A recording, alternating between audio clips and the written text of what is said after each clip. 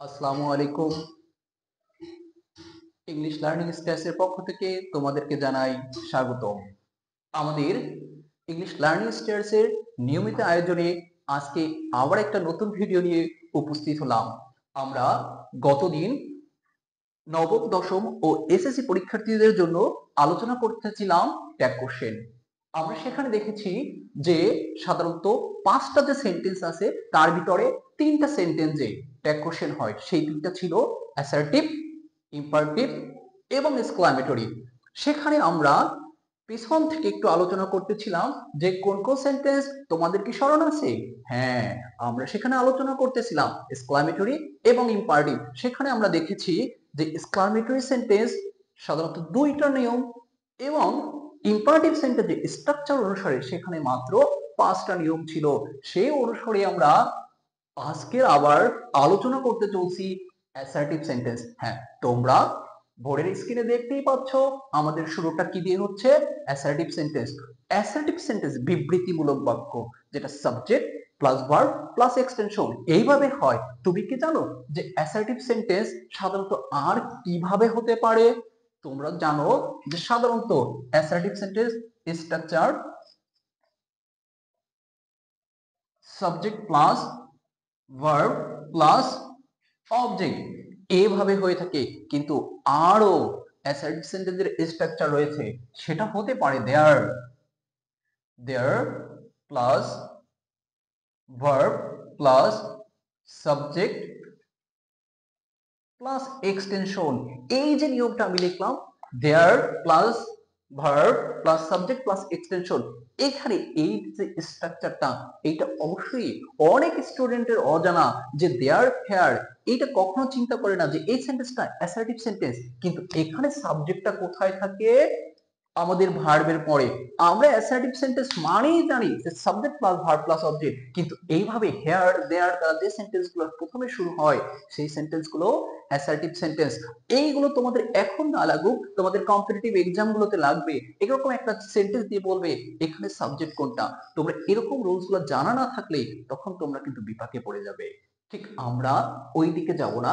এইগুলো তোমাদের in future admission test, job preparation যখন নিবা তখন তোমরা ধীরে ধীরে শিখে নিবা। আমরা শুরু করছি আমাদের নিয়মিত আয়োজন ট্যাগ কোশ্চেন। অ্যাসার্টিভ সেন্টেন্স আমরা বোর্ডের স্ক্রিনে দেখতে পাচ্ছি এভরি ওয়ান বডিযুক্ত সেন্টেন্সকে যখন আমরা বডিযুক্ত সাবজেক্ট হিসেবে থাকলে ট্যাগ কোশ্চেনে প্রোনাউন হিসাবে দিয়ে বসবে। তোমরা বলতে পারো এভরি যুক্ত সাবজেক্ট কি কি? Everybody, everyone, nobody, no one, somebody, someone, anybody, anyone. এরকম যদি থাকে তাহলে দেখো তো আমাদের একটা এক্সাম্পল দেওয়া আছে, everybody wants to be happy. বলো তো এটা ট্যাগ কোশ্চেন কি হবে?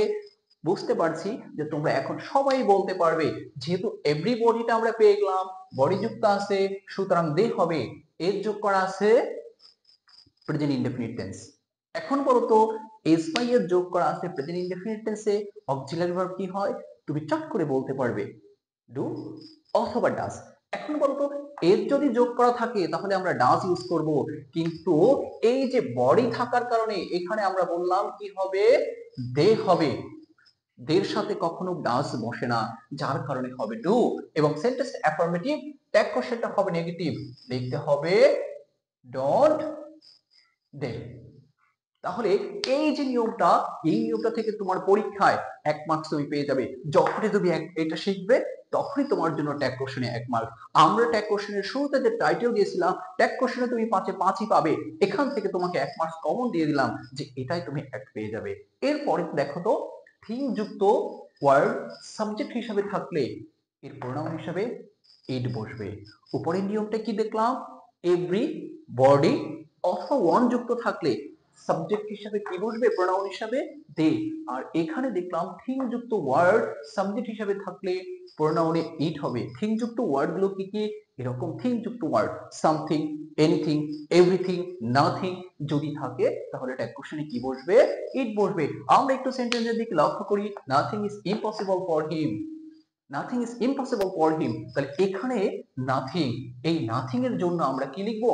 ইট লিখবো। যেহেতু নাথিং এর জন্য প্রোনাউন হিসেবে ইট বসবে, nothing is impossible for him, তাহলে সেন্টেন্সটা নেগেটিভ, ট্যাগ কোশ্চেনটা হবে পজিটিভ বা অ্যাফার্মেটিভ। Is it. আশা করি বুঝতে পেরেছো। আমরা পরের নিয়মটা দেখি। কোন সেন্টেন্সে hardly, scarcely, seldom, rarely, barely, little, few, etc. Word যদি ট্যাগ কোশ্চেন বা কোন সেন্টেন্সে থাকে সেই সেন্টেন্সটা নেগেটিভ অর্থ দেয়। সহজ হিসাব, যদি কোন সেন্টেন্সে এই ওয়ার্ডগুলোর কোন একটা ওয়ার্ড দেখতে পাও, তুমি বুঝে নেবে সেন্টেন্সটা নেগেটিভ সেন্টেন্স, এবং তোমাকে ট্যাগ কোশ্চেনটা অবশ্যই কি করতে হবে? অ্যাফার্মেটিভ করতে হবে। কেন অ্যাফার্মেটিভ? আমরা ট্যাগ কোশ্চেনের মৌলিক নিয়ম থেকে শিখেছি সেন্টেন্স অ্যাফার্মেটিভ হলে ট্যাগ কোশ্চেনটা নেগেটিভ হবে। আমরা একটা এক্সাম্পলের মাধ্যমে দেখি। হি hardly comes to our village. এখানে দেখো কামস আছে, এখানে কি ওয়ার্ড আছে? আমরা যে ওয়ার্ডগুলো সম্পর্কে জানলাম হার্ডলি আছে, তার মানে কামস আছে। এখানে কি হবে? Present indefinite tense does.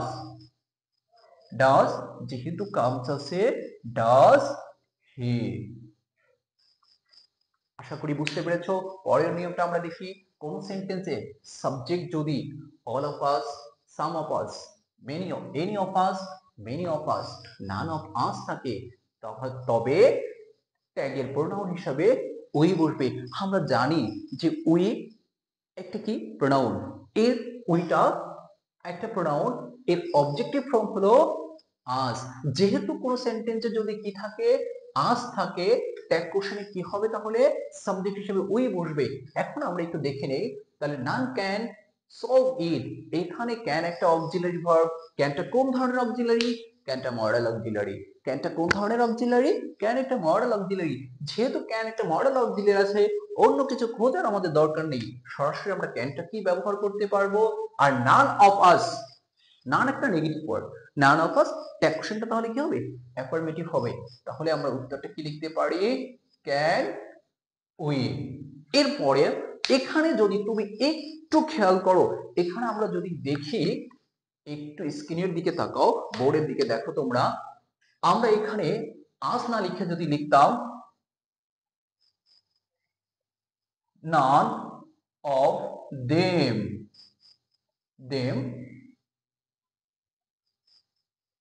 helped the man। একটু তাকাও, এখানে দেখো, এখানে আজ ছিল বিদায়, আমরা কি লিখলাম? ওই লিখলাম। এখানে যদি দেম থাকে তাহলে ট্যাগ কোশ্চেনে আমাদের দে লিখতে হবে। তাহলে আমাদের এটা কি হবে? Did they. আশা করি খুব ভালোভাবে বুঝতে পেরেছো। এখানে আজ যদি থাকে তাহলে লিখবো উই। এখানে যদি নান অফ দেম থাকে তাহলে আমরা ট্যাগ কোশ্চেনে দে লিখবো। এখানে থাকতে পারে all of them, some of them, any of them, many of them, none of them, এরকম যদি থাকে ট্যাগ কোশ্চেনে দে হবে। যদি ওখানে ইউ থাকে, যদি এভাবে থাকে all of you, some of you, any of you, many of you, none of you, সেই ক্ষেত্রে আমাদের ট্যাগ কোশ্চেনে ইউ হবে। বুঝতে পেরেছো? এরপরটা দেখো রুলস 5। আমরা তাহলে চারটা রুলস একটু গুছিয়ে একটু আলোচনা করে নেই। যে প্রথমটা দেখলাম এভরি ওয়ান বডি থাকলে ট্যাগ কোশ্চেনে কি হবে? দে হবে। যদি থিং যুক্ত থাকে, থিং যুক্ত ওয়ার্ড যদি সাবজেক্ট হিসাবে থাকে তাহলে ট্যাগ কোশ্চেনে কি বসবে? ইট।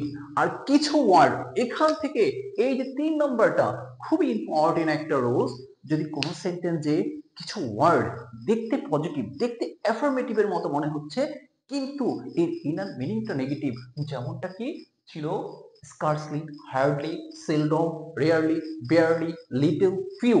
এখানে আমি যখন পড়াই তখন বাচ্চাদের আমি বলে দেই, আমার স্টুডেন্টদের বলি যে লিটল ফিউ মানে খালি লিটল, খালি ফিউ। এখানে এর সাথে কোনো আর্টিকেল থাকবে না।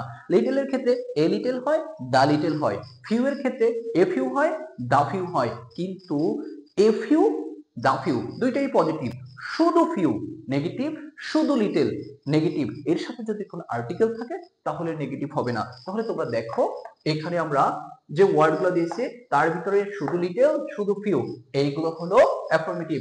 আমরা এখানে এসে 4 নম্বর রুলসটা যা দেখলাম, all of us, some of us, any of us, many of us, এইগুলো যদি থাকে ট্যাগ কোশ্চেনে প্রোনাউন হিসেবে আমরা কি ব্যবহার করব? উই ব্যবহার করব। এরপরে রুলস নাম্বার হলো 5। একটু স্ক্রিনে দেখো তোমরা, the plus adjective equal plural common noun। এইটা আবার কি? ট্যাগ কোশ্চেনের ভিতরে প্লুরাল আবার কমন নাউন। কমন নাউনটা কি আমরা সকলেই জানি, নাউন 5 প্রকার, তার ভিতরে এক প্রকার হলো কমন নাউন, যেটা দ্বারা কি বোঝায় সাধারণ মানুষকে, সাধারণ একটা জাতি বিশেষ্য বোঝায়। এখানে দেখো দা প্লাস অ্যাডজেক্টিভ, সেটা আবার কেমনে নাউন হয়। এখানে যখন কোনো অ্যাডজেক্টিভের পূর্বে দা বসবে ওটা একটা নাউনে পরিণত হয়ে যাবে এবং সেটা একটা প্লুরাল কমন নাউন। যেমন দেখো এরকম যদি ট্যাগ কোশ্চেন হয় সেই ক্ষেত্রে আমরা কি বসাবো, দা বসাবো। The rich are not always happy. এখানে রিচ বলতে কাদেরকে বোঝানো হয়েছে, ধনী শ্রেণীর মানুষকে। রিচ পোর, ধনী গরিব, এগুলো কিন্তু অ্যাডজেক্টিভ, কিন্তু ওই রিচের আগে যখনই দা বসানো হলো, the rich are not always happy, তখন ধনী শ্রেণীর মানুষগুলোকে বোঝানো হয়েছে যে ধনী মানুষগুলা সব সময় কি হয় না, সুখী হয় না। এখানে দেখো তো the rich are not always happy, ধনী মানুষরা সব সময় সুখী হয় না। তাহলে এখানে নটটা যেহেতু আছে, সেন্টেন্সটা নেগেটিভ, কোশ্চেনটা কি হবে, অ্যাফার্মেটিভ হবে। তাহলে কি হবে, আর দে। এই হলো আমাদের আজকের আলোচনা। আমরা এখান থেকে এই যে 5টা রুল অ্যাসার্টিভের শিখলাম, এর সাথে সাথে তোমরা বিগত দিনের রুলস গুলো প্র্যাকটিস করবে এবং সাথে সাথে তোমরা কিছু হোমওয়ার্ক করবে, সেখানে তোমরা বোর্ড কোশ্চেন গুলো করতে পারো। যতই তুমি প্র্যাকটিস করবে ততই তোমরা ভালো পারবে এবং এই 5 অর্জন করতে পারবে। আজকের ভিডিও, আজকের এই আয়োজনে আমাদের সাথে থাকার জন্য তোমাদের সকলকে ধন্যবাদ।